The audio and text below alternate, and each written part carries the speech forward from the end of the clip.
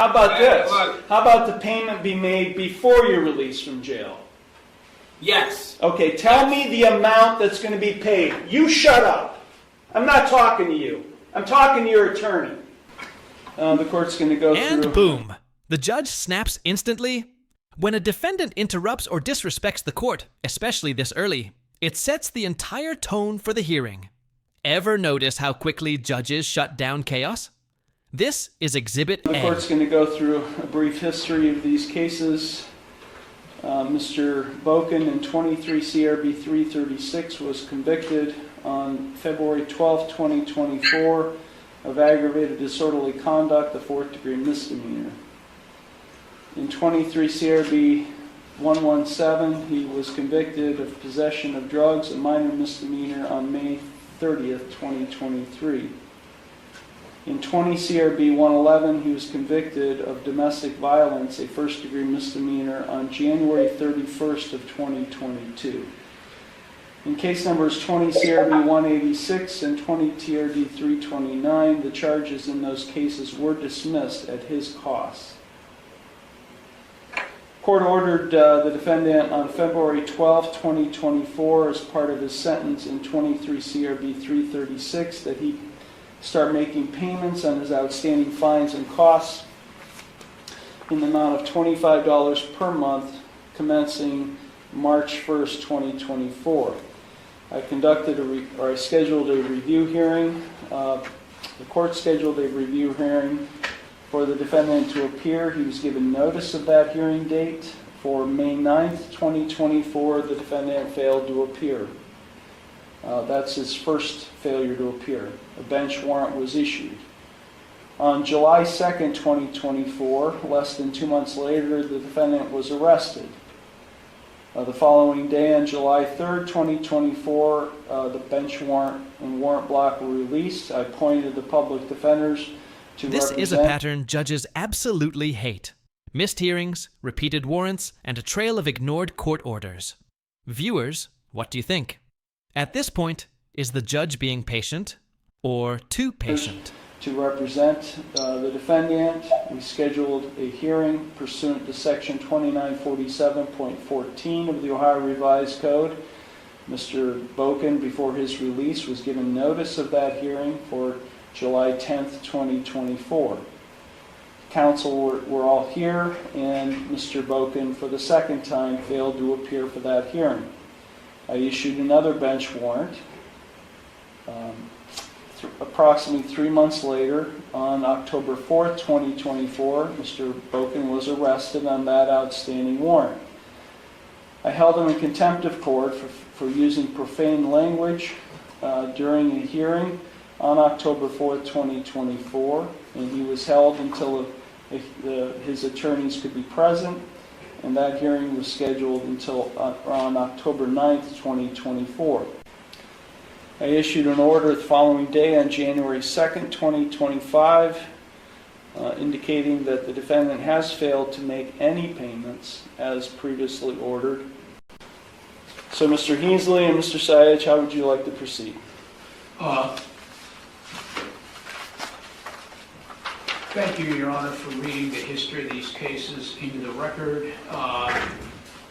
We certainly acknowledge the failures to appear, and I have talked to Mr. Bokan and his girlfriend, who is in a position to make payments on these cases, Alicia Bisbee, and we can put that on the record at this point, Your Honor. I understand these are not new charges.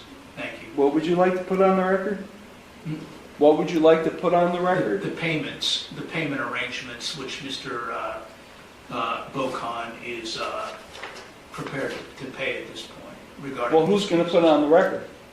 Who's going to put it on the record? I can do that, Your Honor. And Ms. Bisbee is here. Okay, how would you like to proceed? Would you like to call a witness? Calling a girlfriend as a witness to fix years of unpaid fines? Bold move. Sometimes it works, sometimes it backfires. Let's see whether this turns into a redemption story or a courtroom meltdown. Witness, how would you like to proceed? This hearing is being conducted pursuant to 2947.14 of the Ohio Revised Code. I would call Ms. Alicia Bisbee, Your Honor, who's in the courtroom, to testify very, very briefly. Thank you. Ms. Bisbee? Before you take the stand, please raise your right hand. Do you solemnly swear or affirm that the testimony you're about to give is the truth, the whole truth, and nothing but the truth, so help you God? Yes. Okay, you may be seated. Mr. Boken cannot see Ms. Bisbee testify, but I'm hoping he can hear her. So please, Yes. please speak loudly. Go ahead, Mr. Heasley. Thank you, Your Honor. Very briefly, what is your name, ma'am? Alicia Bisbee. Okay. And where do you reside? Could you please elaborate? Okay. What is your relationship to Mr. Nicholas Bocon? I'm his girlfriend. Okay. Has he discussed with you the situation with this court and the fines? Yes. Are you in a position to make payments on those at this point, Yes, I am. on his behalf? Yes. Could you just very briefly describe what funds you have available to do that? I have $265 in hand right now to pay for it, and then I can make further payments as proceeded. And Are you indicating you can make further payments on Mr. Bocon's behalf? yes, All right. And you're aware, of course, that you are not obligated to do that? I understand that. Yes, I understand. Finally, Ms. Bisbee, to your knowledge, does Mr. Bocon have a job waiting for him anywhere? He did, but I'd have to get a hold of him to find out further information. Okay. Your Honor, that's all for this witness. Thank you very much. Appreciate it. Thank you. Any cross-examination, Mr. Lewis? Really just one question, Your Honor. Ma'am, is Mr. Boken, is he employed at this point in time? I don't think so, no. Okay. Do you know when the last time was that he was employed? No.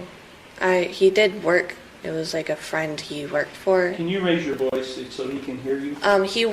He met this friend down from the road from my grandparents' house, and he offered to help them work on a house, and he got paid for it, but that's not really a legal job. So, other than that, I don't know. Okay. How long have you known Mr. Boken? A couple of months, Just a couple of months? yes. Okay. Thank you. No further questions, Your Honor. Thank you. Any redirect? No, Your Honor. Your excuse me. Thank you.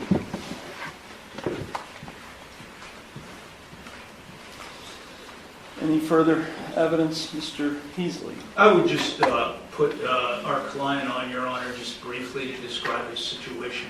Thank you very much. Okay, Mr. Boken, can you raise your right hand? Yes, sir. Yes, Your Honor. Do you solemnly swear or affirm that the testimony you're about to give is the truth, the whole truth, and nothing but the truth, so help you God? Yes, Your Honor, I do. Okay, you may proceed, Mr. Heasley. Thank you, Judge. Mr. Bocon, Yes. you're aware of the missed hearings in these matters, which is why the warrants went out for you. Is that correct? Yes, I am. What were the reasons you did not appear in court? Well, I had him schedule my court dates so close to the last one because I genuinely wanted to show up, but then my aunt, who was like my mother, she raised me. She actually had died, and we had to plan the funeral and the celebration of life, and life went chaotic for a second, and I genuinely forgot. This is one of those moments where tragedy meets legal responsibility. Judges do understand grief, but they also look for consistent behavior. One missed date is understandable. Multiple? That's where sympathy runs out. I genuinely forgot, and that's why I'm here. That's what brings me here today, because I got picked up on a warrant, and I really don't have an excuse other than, my mother just died, and Thank you for that. it was chaotic at the time. I apologize. Thank you. I apologize. Thank you. Mr. Bocon, and you're under oath, meaning, of course, you have to tell the truth. Do you have a job waiting Correct. for you, Mr. Bocon? I mean, it's good money. That's why I was so hurt. I was like, no, perfect timing. Like, no. Oh, okay. Are you able and willing to resume the payment plan that you were on previously? Yes. Maybe if I could knock a couple of dollars off doing community service too, but I still want to keep the payment plans. Like, I just want to get this out of my way as soon as possible, because this is an ongoing issue, you know? I mean, it's an ongoing issue. You're aware I that just the want to hurry up and judge, get it over with. you're aware that the judge does not have to go along with anything. He can do whatever he wants within the bounds of the law. You are aware of that. I am very aware of that. Judge, nothing further with Mr. Bocon. Thank you. He seems to be frozen, at least visually. Thank you. Yeah, I don't know what's going on with this camera, dude. Your camera was working perfectly fine for me. That's all. Thank you. Okay, Mr. Lewis, any cross-examination? Just very, very briefly, Your Honor. Mr. Boken, when was the last time you made a payment to this court? I made a $50 payment, which was supposed to cover 2 months back in February. I mean, it's been a minute, and I have no excuse. I have no February, excuse. so almost a year ago? 10 months ago? Yeah, almost Okay. a year ago. Prior to this current employment that you're talking about, when was the last time before that you had a job? I mean, if you want me to be honest with you, I've been taking care of my I was taking care of my grandfather because he couldn't walk, so I wasn't employed, really. He was paying me to take care of him. His diabetes got so high, he couldn't walk and stuff, so I was unemployed for a minute, but I just recently got back to it. That's all, Your Honor, nothing further. Thank you. Mr. Boken, when did your relative recently pass? She passed probably I think she passed the 14th or the 15th of November, a couple days after my birthday. Yeah, and that was like my mother. She raised me. I mean, you know, she had custody of us when we were only 2 years old, and ever since, you know. Did you ever think Me and about, I mean, your review hearing was set on November 14th. Did you ever think about calling the court and saying, hey, look, I missed the hearing, and again? I did. You know.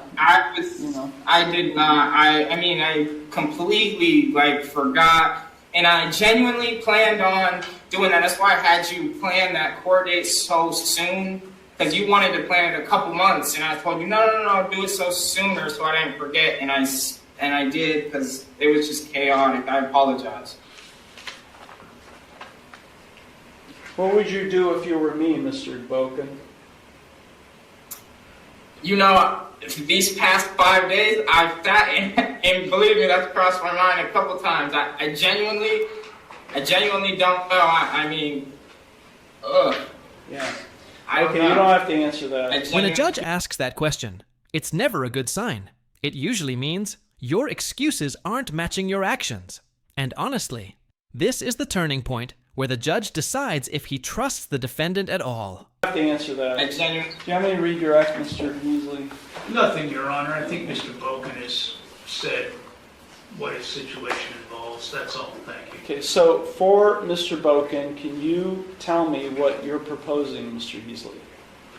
I would appreciate, Your Honor, Mr. Boken, he's been in jail since the first of the year, that he be released with a payment plan reinstated and A payment plan that he's not ever complied with. So what are you proposing today? I know Ms. Bisbee testified. You tell me what you're proposing.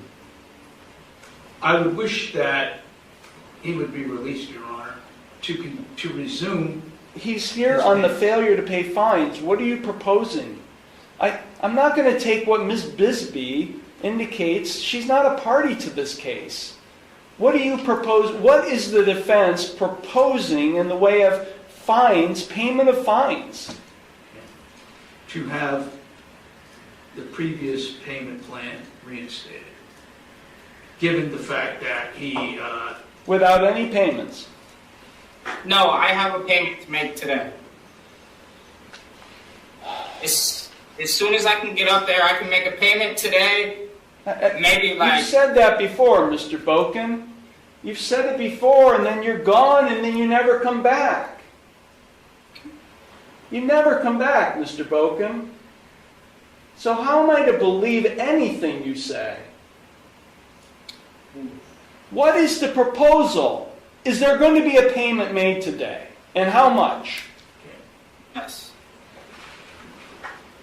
Ms. I Bisbee, can pay like $100 today, and if you allow it, can we please continue with the $50 payment plan? And if I can do extra, I will do extra. And please, if you can, give me one more chance. And I solemnly swear to you, I wrote you, it's coming together. It's coming together. I just need you to trust the process. can you make that payment by the end of the day, Mr. Boken? I can make that payment by the next 10 minutes I walk out of this jail. You hear me? How about this? Look. How about the payment be made before you're released from jail? Yes. Okay, tell me the amount that's going to be paid. You shut up. I'm not talking to you. I'm talking to your attorney. What was the purpose for Ms. Bisbee to testify? You called her. Yep, that just happened. Telling a judge to shut up is basically the courtroom equivalent of pressing the self-destruct button. Notice how the judge instantly redirects control. Because disrespect in court isn't just rude, it can change outcomes fast. Called her. What was the purpose? To make payments on Mr. Boken's behalf. And how much? Okay.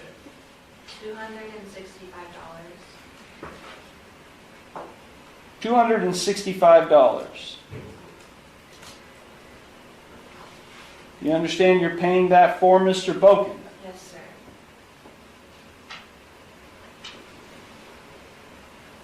sir. And then it would revert to $50 per month thereafter, Mr. Heasley? That would be appreciated, Your Honor.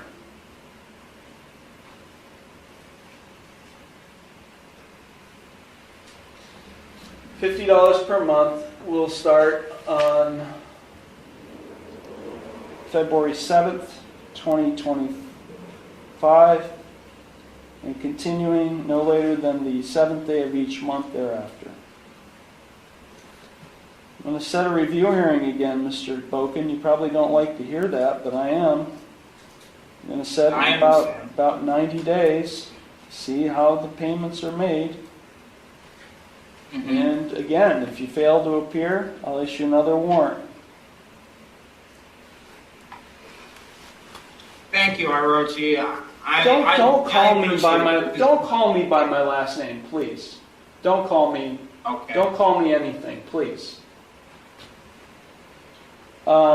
Ms. Bisbee, you can make that payment now. Yes. Then go and make it. At the Upon payment of the $265, the bench warrants will be lifted, and we'll get a payment plan in place, and we'll set this case for a review hearing. Mr. Boken will be given notice of that hearing. Is there anything further, Mr. Lewis? Jail credit, Your Honor. I'm sorry, I will give him jail credit from January 1st, so you'll be given 6 days jail credit. Thank you. Anything further, Mr. Heasley? No, sir. Okay, this matter is concluded. Thank you.